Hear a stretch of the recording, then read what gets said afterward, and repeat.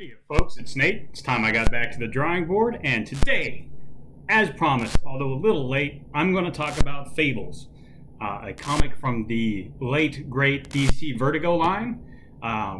This ran from, I don't remember the exact years it ran. Fables wrapped up probably 5 or 6 years ago, before things went really crazy. It's written by Bill Willingham, and while this book was not illustrated by him, most of it was illustrated by Mark Buckingham, who is credited here. I believe this was illustrated by Plan Medina, on pencils. I'm going to talk about the series volume by volume, but before I dig too deep into it, I wanted to address the elephant in the room, which is these two volumes here, 1001 Nights of Snowfall and Peter and Max. Both of these are Fables properties. They're both written by Bill Willingham. They both tie directly into the continuity of the series. And a lot of people who know something about Fables ask me, well, you know, there's these two things and they're both prequels. Should I read them first? The answer is no. Fables has a very clear identity as a story, and that identity is it is a story about fairy tale characters who've gotten stuck in New York City as we know it. Neither of these stories include that element. Now, there are Fables storylines where the modern world, free of magic, what they call the mundane world, or the Mundi for short, doesn't play a very big part, but it is an integral part of the story overall, so you should start with Volume 1, because that is the part of the story that introduces the story as a whole. It has the mundane world, it has these fairy tale characters, it tells you all of the basics, and if you want to know if you're going to enjoy the series as a complete package, you need to read a story that has those elements, and this is the one that makes the most sense to start with, Fables Volume 1. Kind of like you might expect. Now, I am going to go back and I'm going to look at 1001 Nights of Snowfall and Peter and Max. I'm going to do it after I have covered Volume 4 of the series, because the first 4 volumes of Fables are pretty much everything you need to know about the story. All the important elements are set up in them, and then the following 11 volumes and multiple spin-offs are just those elements playing out. So I'm going to look at all of those, and then I'm going to go back, I'm going to cover the prequels. So let's look at Volume 1. Volume 1, Legends in Exile. This is a pretty good story. I think this is probably one of my 3 favorite Fables stories, actually, because it's very simple. It hasn't gotten terribly complicated yet, and it does get kind of complicated, as a lot of long-running comics tend to do. And it's very heartfelt. It's a good story. Not that I think Fables actually has... The main line of Fables doesn't really have boring stories, or uninteresting stories. Some of the tie-ins I felt were a little weak. We'll get to those in due time. But Legends in Exile is one of my favorite stories. And the premise is pretty simple. As I said, it's a bunch of storybook characters who have migrated to the modern world. And there's a lot of interesting elements to this. They're all in hiding. They have secret identities, basically. Actually, the Mundis, regular old people from New York, don't really see or interact with them much. They have brought a little bit of magic from their worlds with them that they use to kind of disguise themselves and hide themselves. Basically, just avoid as much notice as possible.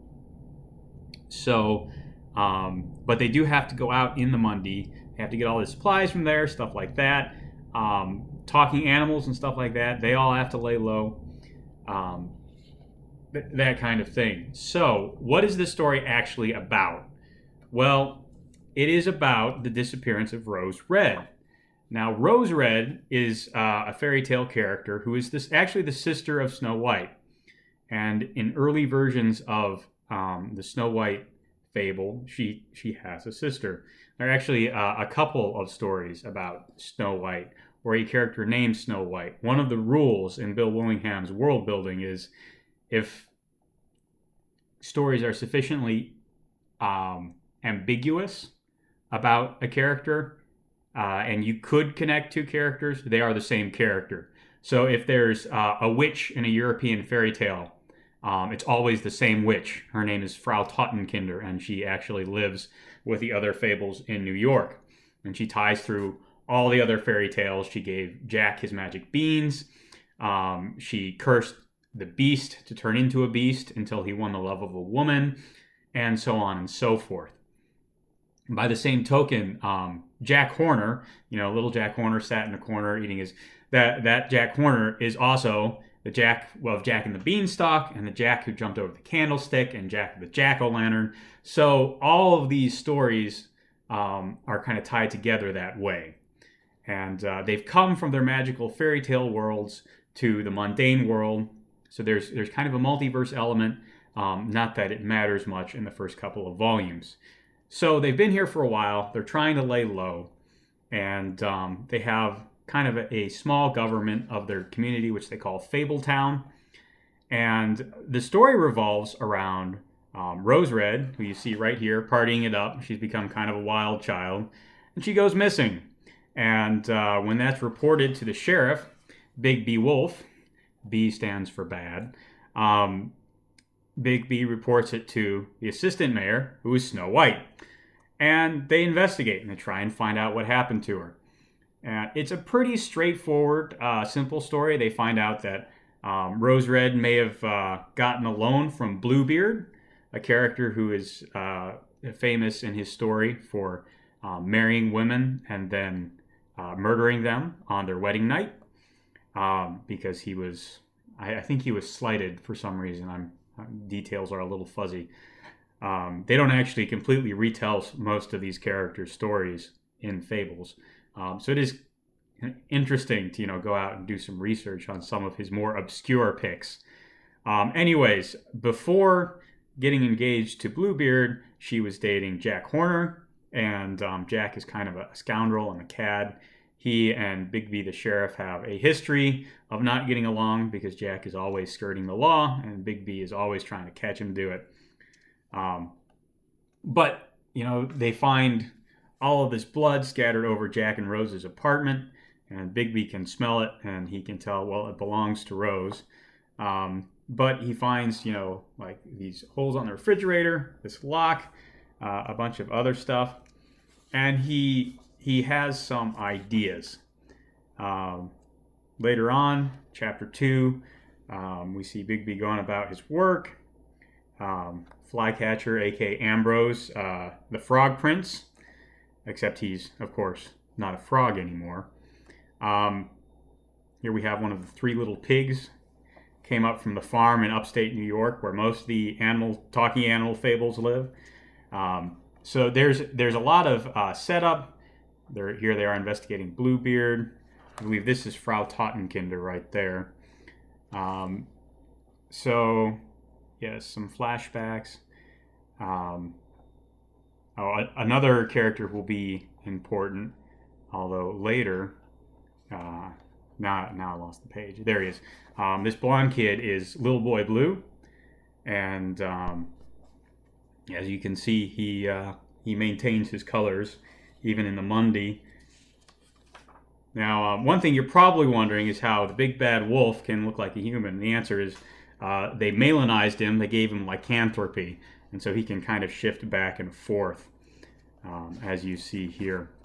So that's how he gets away with staying in New York, when a lot of the animal fables like him would actually have to go to the farm, not in the figurative sense, but literally. So as the story progresses, Bigby does a lot of investigating. He leans on Bluebeard, and eventually he solves the case. And generally, I'm going to try and avoid spoilers in my retrospective of each volume. But in this case, what happens at the end of this volume leads directly into the next volume. So I am going to have to talk about it a little. Um, but this premise that Rose Red has disappeared gives Bigby an excuse to go around and talk to everyone in Fabletown. He talks to the actual mayor, Old King Cole. Of course, he talks to Snow White, who is the vice mayor. He talks to Jack Horner. We meet, of course, Frau Tottenkinder, the witch. We meet Grimble, the bridge troll. He has a glamour, a disguise that allows him to appear human most of the time. But when they need some muscle, he transforms into his troll shape. And there are flying monkeys, a lot of the other muscle. And they also introduce the core premise of why everyone is here with the Remembrance Day Ball. Bigby takes Snow White to the Remembrance Day Ball, which is when they remember the worlds they came from. And this whole setup is addressed. Basically, here's Prince Charming, Snow White's ex, also Cinderella's ex, also Briar Rose's ex. Again, remember, it's always the same character if the story's ambiguous. So Prince Charming is a bit of a cad. Anyways, the Remembrance Day Ball. Everyone gathers together here to remember the worlds they came from. And it turns out all of these worlds have been conquered by a invading force that they just kind of call the Emperor. And because it's the only one that matters anymore. All the other ones are gone. So there's just one empire.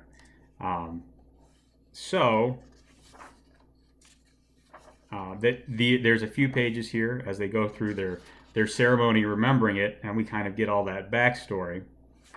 And we learn that the worlds they came from are called the Homelands. So lots of really great world building in here. This is Peter Pan. No, not Peter Pan. Pinocchio. Excuse me. The other kid with eternal kid with a P. He doesn't age. He's just always a kid. So they introduce all these elements using the investigation and the ball as kind of a method to introduce it. And it's pretty clever. And it ends when Bigby takes everyone to the roof, and he reveals that Rose Red has actually been in hiding. She's not actually dead. And he explains how the whole thing was done because, that's what detectives do in mystery stories. I like chapter 5 is called The Famous Parlor Room Scene, Sans Parlor. So he explains all the mechanisms. I won't spoil all that for you. You should read it if you want. But the episode wraps up with Snow White and Rose Red going to the farm. The farm is kind of a punishment duty. They don't like to execute people. The Fables are quasi-immortal because of their highly magical nature. They don't age. They don't die of old age. They can die of violence, although it's how easy that is to do varies. More on that next issue. Basically, the more popularity a fable has, the more magical reserves they have, and the harder they are to kill. So someone like Snow White, who has had a Disney movie made about her, very popular, almost impossible to kill. Her kid sister, who is pretty much been forgotten by the modern audience, well, you could stab her and she would probably die in about 5 minutes. So there's kind of a hierarchy of fables. Of course, the big bad wolf has kind of an exception. He's not a super popular character, but he's a werewolf. He's a deeply magical creature for other reasons that are explored later in the series. So it's not an ironclad rule that low popularity makes you fragile, but high popularity does make you almost impossible to kill. Anyways, Jack and Red are shipped off to the farm as punishment duty, and Snow White decides to go with them. At the end of the story, she asks Bigby, a bunch of questions, and finally she asks why he wanted her to go to the Remembrance Day Ball with him. And he says, well, I just wanted a date because I like you. And, it's awkward. It was creepy. And Snow White says as much. And, that kind of makes sense because the big bad wolf is awkward and kind of creepy. But, as he says, also oddly, disarmingly charming. Not that Snow White can recognize that at this point in the story. So this is a pretty good introductory issue. It sets up our world. It sets up all of the important characters.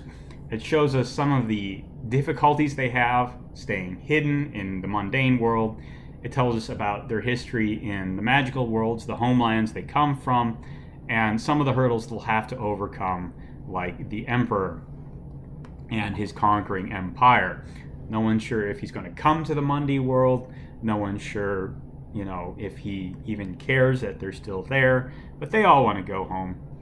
And it also sets up a new challenge for our protagonist, which is kind of Snow White. She's certainly a central character in the early part of the story. However, I should note that Fables does not really have, it's an ensemble story, it does not have a single central character.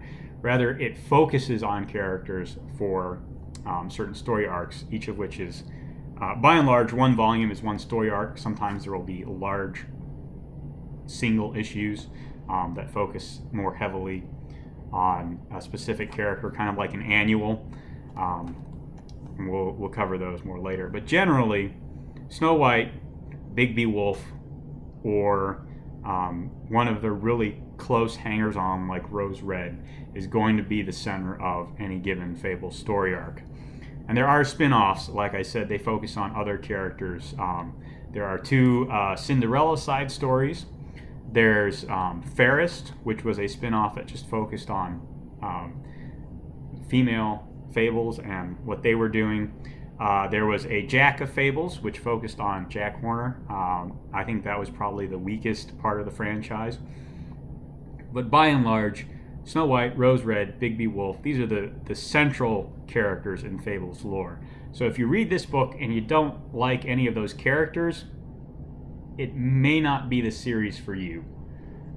If you don't like the idea of storybook characters trying to make it in modern day New York, may not be the series for you. Other than that, I mean, if you like fantasy stories, if you like a little bit of intrigue, if you like good old-fashioned adventure tales with a bit of that 1920s feel, because most of the Fables feel pretty retro. They're not super modern as you might expect from these fairy book people who have been around for 300 or 400 years at this point. You might expect them to feel a little old-fashioned. So if you like that old-fashioned 1920s, roaring 20s to 1940s adventure story kind of a feel, Fables might be for you. Not every story is a mystery. In fact, this is the only real mystery story in Fables. So if that particular kind of story doesn't appeal to you, give Volume 2 a chance. Animal Farm is a much different story. It's just as much fun and it's just as quirky, but very different story. As I said before, the artist that you see in this volume is not actually the artist who did most of the series. That's Mark Buckingham. You'll see him in Volume 2. So, I mean, it is really good art, but not the bulk of the series does not look like this. So that's a warning if you're expecting the same art style through all of it. So yeah, Fables, Legends in Exile, pretty good volume. Like I said, it's one of my favorites in the series as a whole. But you may have different tastes. If that's the case, well, I hope you'll come back when we talk about Animal Farm. I'm going to try and do about 2 volumes a week. So not all of my content is going to be looking at Fables for the next month or so. Or 2 months, really, at the rate I've been going. I hope to go a little faster. But I'm just going to do about 2 volumes a week. So come back sometime next week and we will look at Animal Farm. And until then, I hope you enjoyed that. If you did enjoy it, there's a like button and a subscribe button down below. You can comment in the comment box. Let me know what you thought of Fables if you've read it. And I'll talk to you later.